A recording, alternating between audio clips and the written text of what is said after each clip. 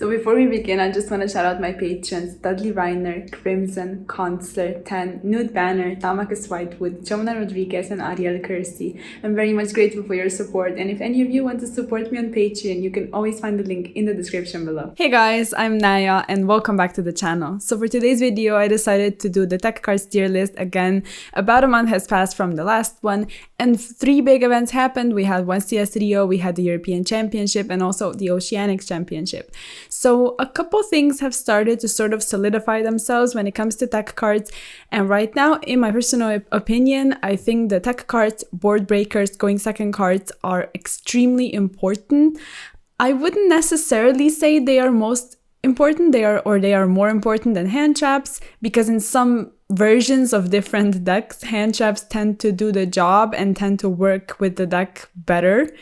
And it's also the thing when a format sort of starts shifting, with it the hand trap and tech cards ratios and sort of preferences shift as well, because at the beginning all of us were sort of like, well, the board breakers are the way to go, but right now people sort of started to respect hand traps less, so some of them are seeing play again. We see trends with Nibiru and stuff like that having incredible impact because people don't really respect it or can't afford to play around it in certain decks. So it's interesting. I think it's a very interesting format when it comes to hand traps and tech cards. So I'm very excited to be doing this tier list.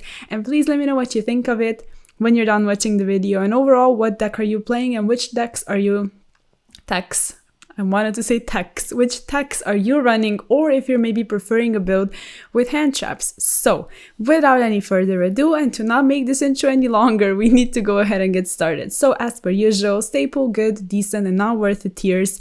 And we have about 50 tech cards because I just love adding more and more of them. So, Mistaken Arrest, to start things off, it's definitely not worth it in my opinion. Even Joel is a bit debatable, I guess. You see it in a couple people's side decks, but overall Mistaken Arrest I think is way too costly because not every deck can afford to run it, and it's just a worse draw in my opinion, so I wouldn't recommend playing it. The next one is Kurikara Divincarnate. I think I'll put it in decent simply because it doesn't really see play. I'm pretty sure people might be sort of afraid to test it because right now you need to dedicate your side deck slots and even main deck slots to very, very impactful cards. So if you're not sure how a card is really going to perform, maybe you're not playing it. And also a downside to Kurikara in my opinion is because it's so dependent on your opponent actually doing something. At that point, maybe you're better off playing something like Pankratops or the Zuking Alpha, where they are strong going second cards, but don't really rely on a specific thing of your opponent doing something, because for the most part, their sort of condition to be summoned is going to be met, because Pankratops, they will control more monsters, and with Zuking Alpha, they will have higher attack if you don't control any monsters. So it's easier to summon them and they deal with certain things, because Kurikara might only deal with 2 things at the end of the day. If they only activated 1 thing, then you can summon it and you can beat over another thing. Like in an ideal scenario, you might be able to use it against a lot of things. But you know, it's not always going to be happening. So it's a bit too dependent on your opponent, I think. So only decent right now. Maybe it starts seeing more play, we'll see. But yeah, Zuking Alpha, we mentioned it. Honestly, I'll put it in good. Maybe it's at the bottom of good, or like the bottom half of good. But the good thing about Zuking Alpha and also Pankratops, let's just find it wherever it is. Okay, I see it. So Pankratops is higher than Zuking Alpha. I think it's better because it's a quick effect. So that's pretty much it. And overall, these 2 cards are becoming better and better because people sort of deviated away from Dupe Frog and Sprite because they're trying to play around Super Poly. So when people try to play around a certain card, they play into another card. And overall, these 2 cards were great, but when people put up Dupe Frog, they immediately became worse. So I love Pankratops, I have it in my side deck, I think it's incredible against Sprite and also against random rogue matchups or like trap matchups or something like that. If they put up a monster, it's just impactful. Zuking Alpha as well, I just think Pankratops is better. So moving on, we have Anti-Magic Arrows. I don't think they're worth it. We are not in a trap heavy meta, and you would have to commit to your battle phase to do it. And overall, we play a lot of spell cards, and at that point, you probably activated something else already, so you might have had to trade with a negate of some sort and then anti-magic arrows on top of it. It just seems weird. You don't really go into a trap heavy board, or spell heavy board is not really a thing. So like, no, it's just not useful right now in my opinion. And then we have Anti-Spell Fragrance. I think Anti-Spell is still really good, but I just don't really see people playing it, because I think people sort of, the thing is that you need to have very impactful cards going second, because most decks tend to go first quite easily right now. So when you're siding, maybe you have like one playset or two playsets to go first, and then they would usually be dedicated to something like D-Barrier, or maybe like, what else could it be? Like a pointer if you really want. But then it's anti-spell. It's like in the second or third slot. So if you're not really dedicating two play sets, you might not even have the space, because you need to run so many going second cards. So anti-spell is great. I think it's an impressive card that maybe even needs to be addressed on the ban list, but still you don't really see it in every single person's deck. So that's why it's only in the good slot. And then speaking of a pointer, it's kind of weird. I will put it in good, and I'll put it below Pancratops because I just think Pancratops is so incredibly good, and a pointer is just sort of mid, at least in my opinion. I don't really like win more cards. I tried playing it and didn't really like it that much. I get that it's like really nice against stuff like Lava Golem or Sphere Mode or Dark Ruler that will have to be activated during main phase, so you can effectively get rid of them. But it does require you to have a card in hand. It also requires you to pay 2,000. It's not that great in time. And some of the best decks, Tier Element in particular, likes to go really, really close to time. So then if you need to go first in game 3, it's weird because you would have to pay life. If you don't want to go first, it's going to be weird as well, because they might put up a board or activate a time card, because we are so, I don't know, just overly saturated. The entire meta is like overly saturated with time cards. Every single person is playing one. I'm playing one. Probably most of you are. So if you let them go first, they might activate something, gain life, make you lose life, whatever it may be. So you can't really afford to go first and play a pointer and lose life. And it's just weird. It's really weird. And maybe that's just my personal opinion, and I don't really like it out of personal reasons. But if you agree or disagree, please let me know. If you're playing it, let me know.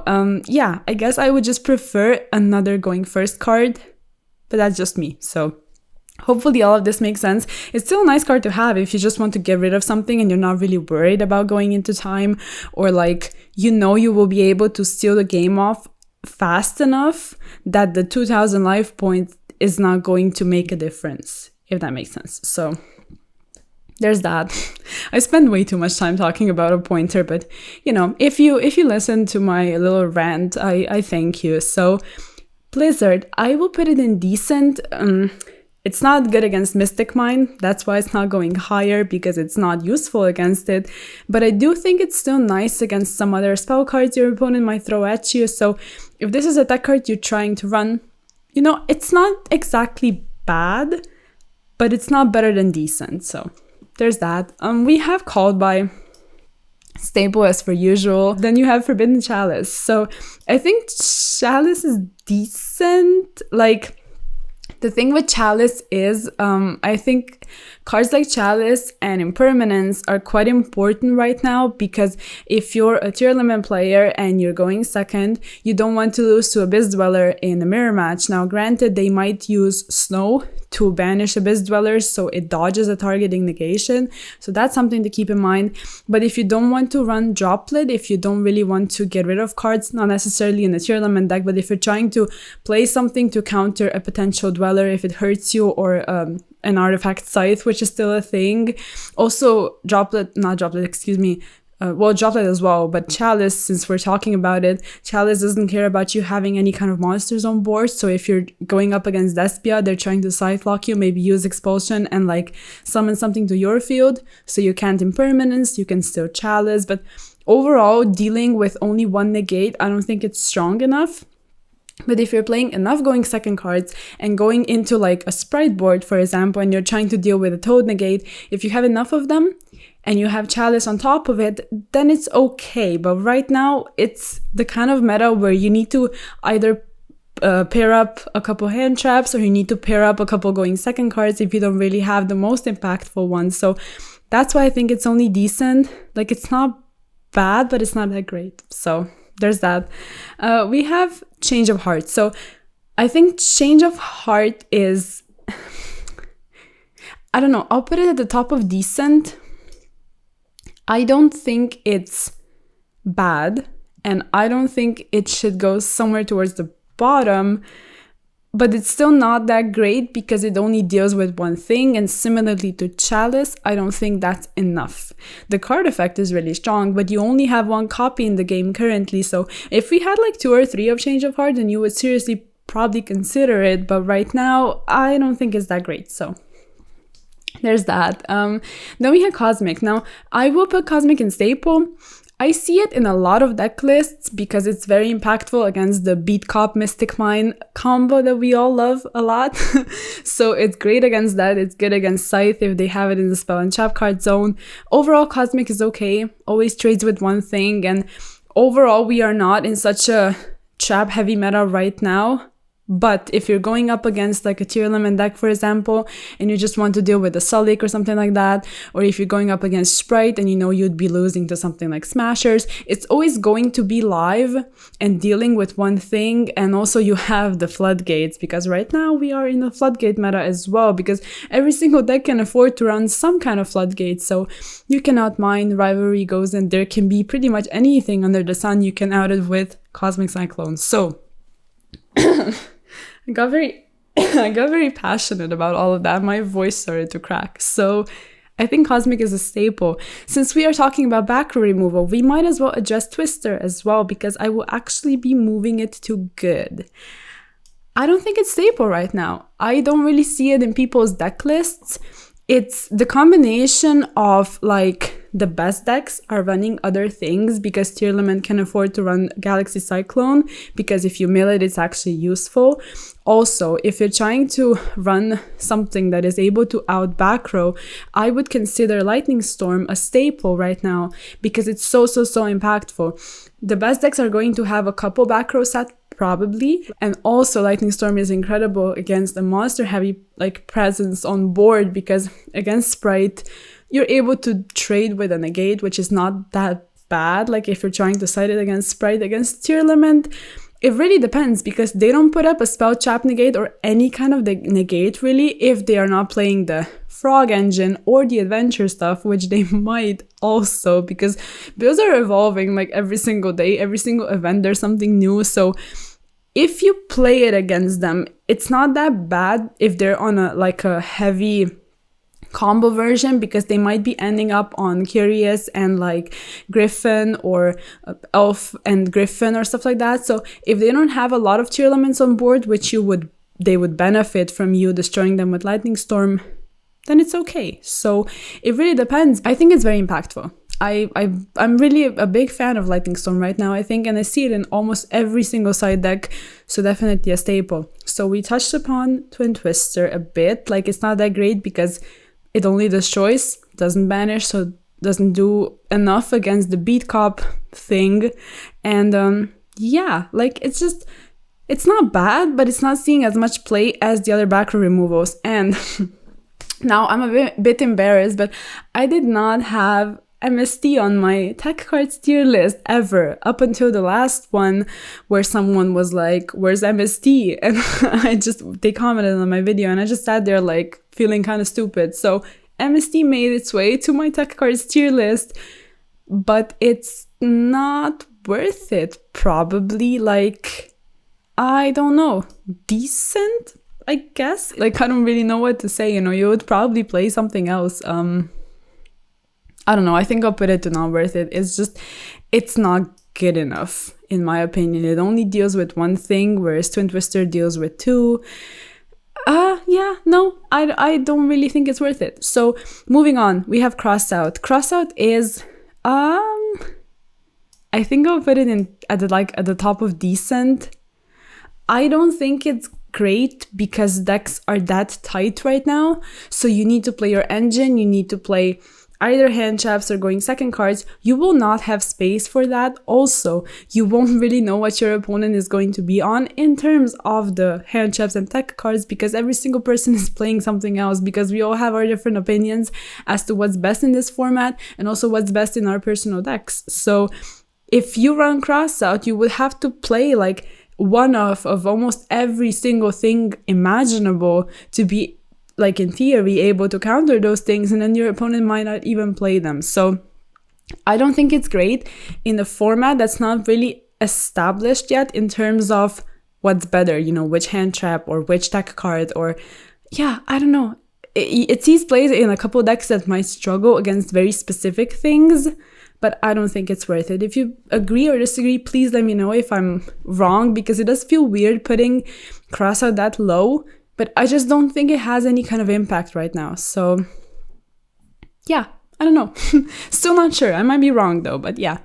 We have D-Barrier, and I think it's a staple. Not much to say. We're in a fusion heavy meta still.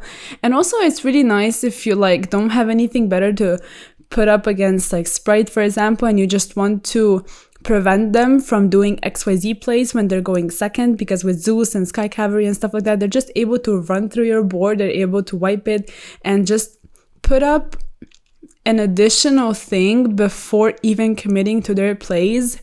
So you need to stop that to be able to prevent other things from coming down. So also Toad, like just call like C's and you're also good with them not being able to summon Toad. So D-Barrier is cool. And then we have Dark Ruler. Dark Ruler is honestly going at the top of staple. I think it's amazing right now. There is not enough words to describe how great Dark Ruler is in this current point in time. I think it just deals with the whole board, and when you're able to do that, it's really, really nice. For the most part, if you Dark Ruler, Tearlament might be able to sort of make a pseudo comeback if they go like Sulik, Chain, Redoer, and then in the new chain they get the usually Shiren or something. So they will continue playing, but still you dealt with at least 2 other things on the board, which is decent enough. And yeah, just overall Dark Ruler is incredible. So against Sprite, you just deal with their board easily. And then DDG, so not sure, like I guess it might be decent, you know, because it does deal with the Tearlament matchup really well. I just don't really think, I can't think of a deck that would be able to utilize it, and it's like one of the top decks. Like you might be able if you commit to it, but like, I don't know, maybe in like a trap deck, because we did see like Ultra guys do well at Euros and stuff like that. But yeah, I guess they maybe chose some other trap cards, which we will touch upon as well. So then we have Deck Devastation Virus, and I think Deck Devastation Virus is really, really good actually. I think I'll put it above like the Zuking Alpha, below a Pointer. It's nice against Sprite, it's nice against Mathmex. So if your deck struggles with either of these matchups, it's really useful. And also if you're able to put up a body that you can actually tribute for Deck Devastation Virus, I think it's really nice. Not much to say about it. It's one of the going first cards. So again, the argument of you only having space for about 1 or 2 places, and you really need to decide. You might want to run this and D-Barrier or either of these, or you know, you just decide whatever fits your deck. But the card is really nice, so it's an option for you. And then we have Dinko. It's just bad right now. Not much to say about it. And then we have also Droplet. So I'll put Droplet at the top of good. I still think it's really nice if you can actually afford the cost. But for the most part, Dark Ruler is going to do the job better, because you will for a fact be able to deal with the entire board, whereas with Droplet you actually need to commit your stuff. So if you have enough cards to do that, it's also nice, and it's important to be used against Scythe, for example, which, like I mentioned, is still a thing. So yeah, it's just personal preference, I think, when it comes to Droplet. And then we have Enemy Controller.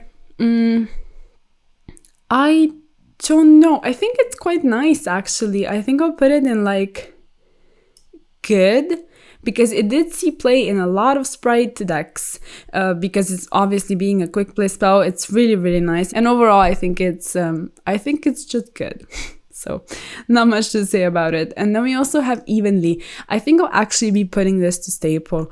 I see it in so many side decks because it's amazing against tier limits as they don't put up any kind of negate. Like I said, so when I play tier limit on Dueling Book, for the most part, when people used Evenly, I wasn't in such a bad spot because if you have like, I don't know, if you chain a couple things or keep like the most important thing, for the most part, you won't lose immediately. You might actually live to your turn and make some sort of comeback, but it does take away a lot from your board. So I think it's a very impactful board breaker. But yeah, I don't know where to place it. Let me just decide on that. So I think maybe over here, like next to Lightning Storm, because either of them can be played and probably achieve almost the same result. So I think they're also on sort of the same power level. And then we have Foolish Return. I don't think it's worth it. Doesn't really do that much right now. Galaxy Cyclone. So we mentioned this one. I think it's really, really great, but only in the tier limit deck because they're actually able to mill it. So I guess I will put it in... It's weird because I don't really make these lists like overall what's good and what's not, but sort of I look at also how many decks can realistically run those cards. So I think I'll put Galaxy Cyclone like at the top of decent because it's good, but it's not useful in every single deck. So I guess together with that, we can also put Enemy Controller like at the top of decent because both of them are useful in Sprite and Tier Limit, but we do have other decks in the meta. So Galaxy Cyclone, naturally, if you're able to mill it in Tier Limit, it's an Optimistic Mine, which is important to have right now in today's meta. And then we have Kaijus. I still don't think Kaijus are worth it. Stuff like Pancratops and Zuking Alpha are also impactful going second cards that deal with more things because they are able to beat over something and deal with something else. But when it comes to Kaijus, they can only go over one thing. And yeah, if it's like unaffected or something, then it's cool to deal with it with a Kaiju. But usually you will play Gameciel because it's like the smallest one. But right now with Gameciel, you are helping out Tier Limit. You're also helping out Sprite at the end of the day. Like they can do some sort of shenanigan with it, being a water and an aqua and just useful. So then you would have to run something else, and at that point I just don't really think it's worth it. So yeah, then we have Gozen Rivalry. Let me just find it. And there can be, we're gonna throw everything over here together because why not? Floodgates are really strong right now. Floodgates are really strong, like most of the formats actually. I do think Floodgates might have to be addressed sometime in the future, like on the ban list or something. Rivalry, for example, is just, it's insane because if you're able to flip either of the floodgates like at the specific point in time where it's really, really impactful, for example, against Tier Limit when they put up a very awkward danger and you just go Rivalry and then they are, you know, they're just chilling there with like a Mothman or a Tsuchinoko on the field, then it's really bad for them. So Floodgates are strong. not much to say about it. They're just really, really useful right now, and they can actually be played in a lot of different decks. That's why I'm putting them that high, because so many different decks can actually run either of these. So yeah, moving on, we have Harpies, and I will actually be putting Harpies in Stay Put together with Red Reboot. So for the most part, these two would go a bit lower because for Red Reboot, not every single deck can run it, and for Harpies, it's not that great against Anti-Spell. With Anti-Spell, like I said, it is sort of declining in popularity a tiny bit. So Harpies is immediately getting better and better, and also because Tier Limit, like for the most part, maybe they have like a Galaxy Cyclone in the main, and then they might have like even your Lightning Storm in the side or neither of these, and then they only have the Harpies in the Reboot, because being such a strong combo deck, you're able to go second quite easily. So you are able to run through a board, but still need to have at least like 2 or 3 back row removals to be able to deal with a very annoying Floodgate or something like that. So it's cool to have, but it doesn't require you to have like a full playset or of something. So that's why I think it's becoming a staple, because it's just so easy to fit in and not take up too many spots. And obviously the cards are broken. So yeah, that's pretty much it.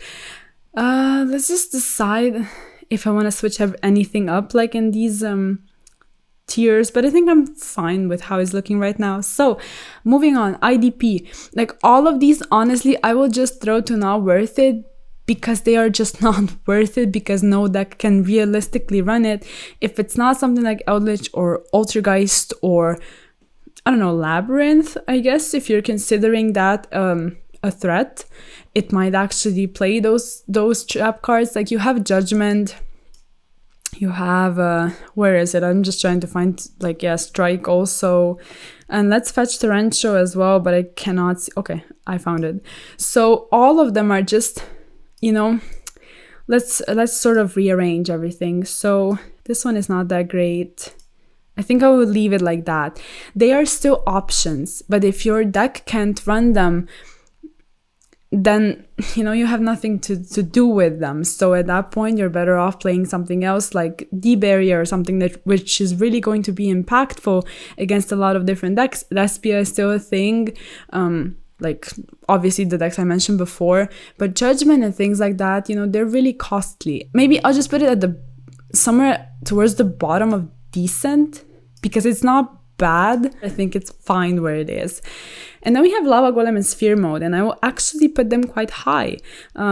Let's place them in good, maybe over here, because they are still considered a very specific card, which can be used in Eldritch, it can be used in Tearlament, but that's pretty much it. But those two decks are quite represented. Eldritch maybe not so much, but it's still really nice, I think, due to it being able to run even a combination of Eldritch Tearlament or Eldritch Adventures something, and you're able to run Lava Golem and Sphere Mode, and both of them, of course, are also very, very good. Neither of them actually trigger Tearlaments because it's just a part of their summoning procedure, so there's that. That's really important to think about. And then also, like, Tearlament doesn't really normal summon, and I mean, it does, but if it doesn't, it's not going to hurt it. Obviously, Eldritch can use it. Drytron, still a thing with Bentana too. It's not bad. You can run either of these because you don't really care about your normal summon. And against Sprite, it's also very, very impactful. So you're able to use these cards not only in one deck. So that's why they are moving up a tier or a couple tiers. Not sure where they were on the last tier list, but I think they're really, really strong right now if you're actually like able to afford to run them. So that was a weird choice of words. Able to afford, I don't know, you know what I mean. Yeah, was that Magical Spring? Not really great right now. We know why it was good before, like it was nice to counter Scythe, but right now Scythe is sometimes in the graveyard, sometimes in the spell and trap card zone. At that point, you'd probably just use Cosmic Cyclone on it and not really care about it, or Deity Crow and banish it from the graveyard, or Called By and banish it from the graveyard. So yeah, it's really not great right now. Let's just decide where to place it. Somewhere down here, maybe next to Anti-Magic Arrows, and we can also place Night Beam down here because there's really not one specific thing that you really care about. And if they have some kind of back row, I don't know. Like if you were to be afraid of Night Beam, you would just use it immediately, like D-Barrier and things like that, which are going to linger anyway. So yeah, I don't think it should be respected right now because people don't really run it because it doesn't have any kind of impact. So then we have Mind Control. I will put it not worth it. I think Mind Control is like a worse Change of Heart, and even Change of Heart is not that great right now, so it's not worth running Mind Control. It being only at 1, it's not impactful enough. All right, so for the next one we have Mystic Mine. I will place it in staple, actually quite high, because realistically, almost every single deck that's successful right now and like top tier right now is able to use it. We see it in Tearlament, we see it in Sprite, we see it in Rika, we see it in any kind of trap deck for the most part. Runic is becoming very reliant on Mystic Mine if this is the kind of version you're trying to build. You have other stuff as well. There's Flunder, there's like there's a lot of decks and all of them abuse Mystic Mine, so it's important. It's still a legal card. You need to run an out. Like if you don't see it, I get that it's not your fault, but please respect Mystic Mine. running out, or maybe even 2 if they're trying to go for the beat cop Mystic Mine stuff. You never know. Or it runs Cosmic Cyclone or something. But yeah, running out. Run Mystic Mine as well if you can afford, because why not? It's very, very strong right now. So it's a weird meta in which every single deck can run it, but also mine is good against it. So they need to waste like a disruption, not disruption, they need to waste a negate or a form of removal on it. I don't know. We are in a weird time when it comes to Mystic Mine, but it is a staple. Then we have Offerings to the Doomed. I think I will place this in decent. Let's do it like this. I think that's fine. So Offerings is not bad, but it's just, it sort of stopped seeing play because people started to run other things that sort of remove threats. Like Super Poly is heavily run, and I think it's better to, like, if they have a problematic thing, for the most part, you are going to be able to deal with it in combination with something else, with something like Super Poly. And yeah, overall, I just don't think it's that great right now, although it's not a bad card. So, still decent. And then we have Raigeki as well. Like, I don't know, like, with Raigeki, you're also trading, you know? So, I guess I will put it next to Change of Heart. It's a worse Lightning Storm, obviously. Against your limit, like we discussed before, you don't really want to give them any kind of advantage with Raigeki. But I do think it's strong paired up with another thing. So if you're trying to just bait a Toad Negate or something, you know, you might want to use this. Or if you just can't afford to run Lightning Storm, it's also not bad. Like, I don't know. It's quite okay. It's quite decent. Yeah, moving on, we have Sanctum, and Sanctum is actually quite strong. Like, I would actually put it in good if you want to dedicate 4 side deck slots, if you can actually find enough space. I think it's not bad because Scythe is still a thing. So if you have a deck that's maybe like built not really going second, but with a lot of going second cards, then you might want to swap them out going first, which is not a bad thing. So I don't think it's bad. That's just what it is. And then we have Shared Ride. It's not really strong right now. I don't think it's worth it. It's sort of like, I don't know. People will add and people will draw. Well, I guess if you're going up against Danger, they will draw a lot. So we might want to place it like maybe in decent, I guess, if your deck can afford to run it. Then we have Skill Drain. I'll also place it in decent, actually. I don't think it's bad because you have trap decks that can run it, and you have, like, Tear Limit, for example, doesn't really care about, like, they can activate their effects, obviously, in the graveyard, or, like, Sharon, and the Danger's activate in hand anyway.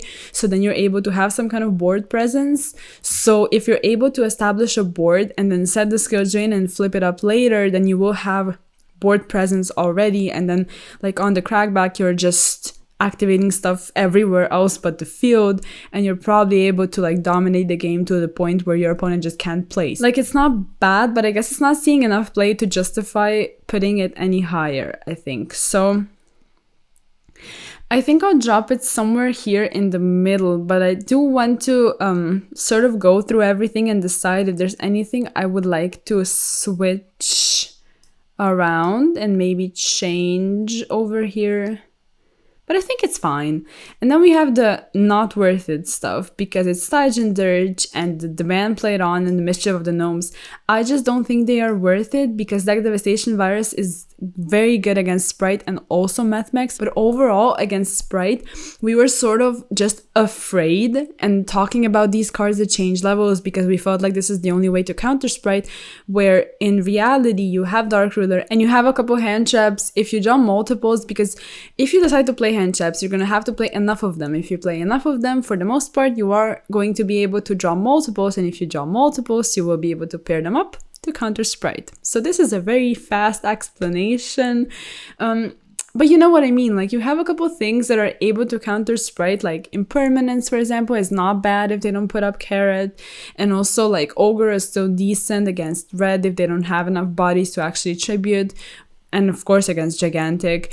Also against Griffin Rider, if you're maybe just trying to hold it and push, like going second, just Ogre the Griffin Rider and run through the board. Overall hand traps I just think are nice against Sprite if used correctly. So there really is no need to use those cards to sort of change levels because they are going first cards anyway. So like you would side them in going first where your deck is already very strong going first, and at that point you're sort of reducing consistency of actually opening up your combo pieces to be able to build up a board that Sprite might not be even able to break. So yeah, hopefully that makes sense. I do realize a couple of things, like get value in the graveyard. So if Tearlament was to mill it, it's not bad, but overall Tearlament I don't think has a bad Sprite matchup. So especially going first. And then we have Summon Limit. I usually put it quite low, but I will actually put it in decent, somewhere over here, because I do see it in people's side decks in Tearlament specifically, to be able to mill it and set it with Griffin and then use it in a mirror match, which I think is really, really smart. Overall, if you have the Curious Griffin combo in any kind of deck in the past and present, it's nice to run those very, very impactful cards. So Summon Limit being one of them. Yeah, I think I will, let me decide. I will place it maybe a tiny bit lower, just because only Tearlament is able to run it very successfully, and then the trap decks. So these are only a couple decks, so it shouldn't go any higher, similarly to Skill Drain and other things, but it's still really nice. And then we have Super Polymerization, which I will put in stable, and it's so interesting to see how many cards are actually in the staple category. Not to spend too much time, Super Polymerization is amazing. There is almost not a single deck list without it. Karura is like... Karura is insane. Super Polymerization just makes going second so much easier. Like, we are almost at a point where we actively discuss Super Polymerization being hit on the ban list in some way, shape, or form. I'm not sure if I necessarily agree with this, just because it makes going second that much easier, and I do think we need that because boards that people put up are very, very, very, very, very strong right now. So you need to have something to be able to counter them. But I do get the argument of Garura just being too strong. Like, it's stupid when you're able to go up against something like Marine Cess, which in my opinion is not that big of a threat by itself, and then you have Super Polymerization and you just deal with their board and it's like you didn't even try. So I do get that, but it is a staple regardless. So yeah, and then we have talents. So let's decide. I will still place talents in good, but I do want to point out the fact that I think it's quite weird with talents. So people started to stray away from hand traps, but some of them are still playing it. So talents immediately becomes a bit awkward because you don't really know what your opponent is on. So if you try going first and your opponent doesn't do anything, because even Tearlament players are starting to hold off the Hofiness for their turn out of sort of fear and respect for talents. So is this weird dynamic with things like that, which very much depend on the opponent in a meta where you don't really know what your opponent is playing. And also going second, a talent is not always going to carry you enough because boards are just way too oppressive. So I think it should be like somewhere over here. And it is quite good if you're actually able to resolve it, but you don't know if you're going to be able to resolve it. So if that makes sense, please let me know, but that's how I feel about it. Then we have Grave of the Superaged Organism. We have a couple of these like specific things, but I don't think this one is versatile enough to be used like against anything pretty much. I guess we can put it like over here if you're trying to play it. You can. I just don't think it's really good right now. And then we have Eradicator. I think Eradicator is really, really strong. I will put it next to these because these three, and also together with the D barrier, these are the like 4 horsemen of the going first cards right now, I think. Is there anything else? Maybe like Sanctum, Floodgates obviously, but of like the actual like normal chap cards, I think these are the best ones. You're able to set them with Griffin if you're playing Tearlament. Overall, Eradicator is like strong in a lot of decks because you will be able to put up a monster with 2500 attack. That's a dark. And also people are playing power spells, and if you're going up against a very, very spell heavy deck like Runic or Sky Striker, obviously it's nice. But yeah, just I think if you're playing like one copy in tier limit even and just going first, you send it with Curious and just have it to make sure you don't get blown out by going second cards, which would be spell cards, or even like traps if you're trying to like have it set, wait for them to go battle phase. It's not bad. I think it's a fair trade-off with something like Evenly, which would be able to eat up your entire board. But that's very, very, very specific. So for the most part, people are going to be on very impactful spell cards right now. So Eradicator is nice. And then we have Book of Eclipse, which I did hype up in the last video, but I don't really think it's that great, to be perfectly honest with you. Like, I think I'll put it like down here. Down here I think is fine. Just because if you're not going to be able to deal with the board, you give them too much advantage in the end phase. So that's the first thing. And against Tearlament or like even Sprite, they will have something else as well. So Tearlament will have maybe Hophiness, they will have the snow in the graveyard, so immediately you're dealing with too many things. So you will have to deal with something else, and hand traps in the hand, you don't know what they are playing, if there's a Sprite player or something. So a card that only deals with the board, I don't think it's enough when it's such a specific thing. Like, yeah, Dark Ruler, for example, yeah, deals with the board, but you know for a fact it's going to, because they won't be able to respond unless they have something else. But Book of Eclipse, yeah, it also trades with a negate, so that's not strong enough, and overall, I just don't really see the impact right now. Now we have Magic Deflector. I will also put it in decent because it's still like a pseudo mine out if you want to look at it that way, but it is a trap card and it's very slow and it only turns it off for one turn. So I'm not a huge fan of it, but if you want to play it, I mean, I guess it's decent. And then we have Ultimate Slayer, which I will still put in good. But to be honest with you, I just don't really see it in people's deck lists. Now, this might be due to the fact that it takes up a lot of slots. So you have 3 of these, and then you also have the Trouble Sunny and the Entes if you want to play it. So that's 5 slots. And extra decks overall are really, really tight, so you would have to fit it in the side deck, but you don't have enough space in the side deck because you need to play a lot of cards to be able to counter the best strategies. Because to be perfectly honest, I think Tearlament is way too oppressive. I think it's way too good of a deck. Sprite it's doable to play against it, but you also, I think, need to have going second cards or a really strong deck, being Tearlament. So Ultimate Slayer, I will put it here. I think it's a strong card, but I do understand why it might be... Actually, no, I changed my mind. I will put it a tiny bit lower just because it doesn't really see play. And I think that's saying something. I think there are a lot of other impactful cards, and it's just not really the correct time for Ultimate Slayer right now due to it taking up that many slots. And also, like, for Trouble Sunny, you also need to play the Brick, so it's the 6th card you would have to play, and it's just not enough. So yeah, for the last card, we have Zombie World. I'll put it in decent, I guess, but I do realize that, like, people just, they don't really run it, you know. It's not bad against, like, Tearlament when they need to use specific things, or against Sprite, or obviously Flunder, which Zombie World was the best counter to Flunder for, like, the longest time. But I will put it, like, maybe somewhere down here, just because players don't run it. So if it's not seeing any kind of play at all, automatically, it just makes it not that great, because if it was great, people would probably play it. But right now, I do think we have better cards to use. So yeah, I think that's pretty much going to be it. Let's just quickly go over the list once more if there's anything I would like to change. And I do think I should put Zuging Alpha a tiny bit lower because I don't really see it in a lot of people's decks. I just personally think it's not that bad. And also a Pointer is the one that's really bothering me, to be honest with you. I think I'll just move it like lower when it comes to these trap cards. But other than that, I'm satisfied with the list. And yeah, please let me know what you think about it. I always love to hear your thoughts and opinions. And if you like the video, of course, like it. Sub to the channel, check out all the social media, and I'll see you in the next one. Peace!